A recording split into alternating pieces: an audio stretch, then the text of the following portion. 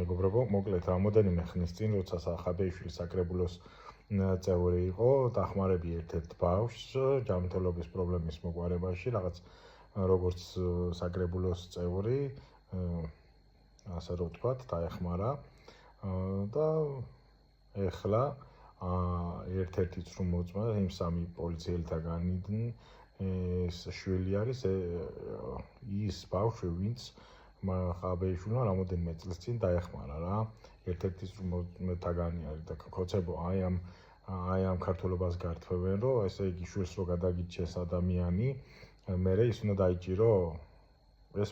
თქვენ გრუზინული თემაში მოსულა ხო ადამიანი, მაგრამ თუ იმას იტყვით, რომ აი ეს პირადად დამეხმარა მე და სახელმწიფო საქმეა და კანონის წინაშე ყველა თანაბარი ვართ და ასე შემდგომ და ეს თუ ნორმაა და ესეთ საქართველოს ვაშენებთ, მაშინ ევროპაც მაგას გვეუბნება, სააკაშვილიც მაგას გეუბნებოდათ და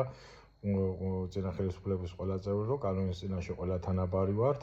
ევროპაც მაგას გეუბნება, რომ იყოს დემოკრატია, დემოკრატიაც მაგას ამბობს, რომ კანონის წინაშე თანამდებობის პირის და უბრალო მოქალაქეს თანაბარია და